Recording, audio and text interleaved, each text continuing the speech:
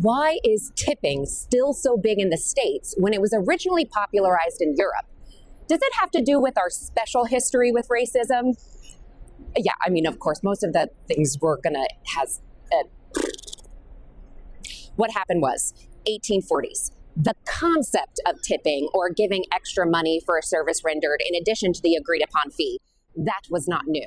But it didn't become trendy until the newly constructed international railroads in Europe allowed wealthy folks to take long, luxurious train vacations.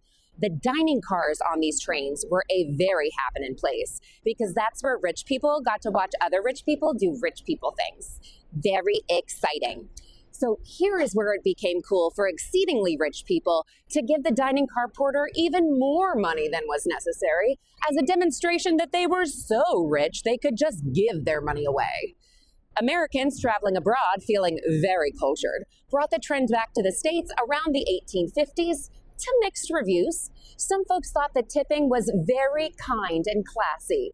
Other folks thought it was a little demeaning and pretty tacky. Then 1860s, the American Civil War, which saw the abolition of slavery. Previously enslaved Black Americans then entered a workforce that had no interest in paying them a fair wage, or really even paying them at all. One of the major employers of these folks was the Pullman Railroad Company. They were a corrupt monopoly that had no problem abusing their Black employees, working them 20-plus hour days, multiple days in a row, all while paying them essentially nothing.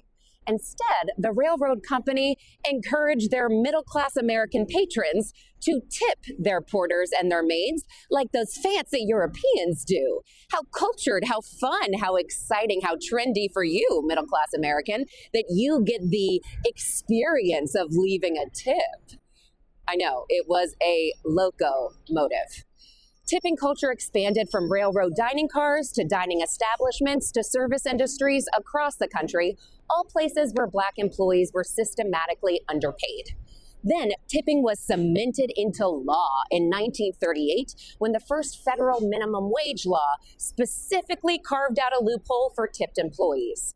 It wasn't until 1966, during the Civil Rights Movement, that tipped employees, who were and remain predominantly people of color, were given any sort of federal minimum, but 50%, only 50% of the non-tipped federal minimum.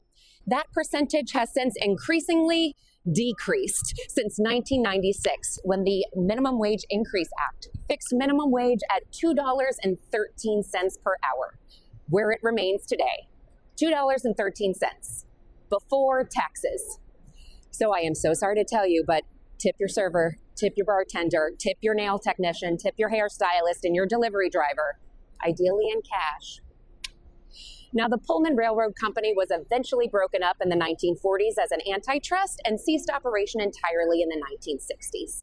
The Pullman porters were never guaranteed a fair wage, but they laid the tracks for future generations. They created the first successful Black labor union, and they helped pave the way for both the Great Migration and the Civil Rights Movement by distributing Black-run newspapers and pamphlets across their train lines, spreading ideas and building a collective voice, a train of thought, and a sense of solidarity among Black Americans.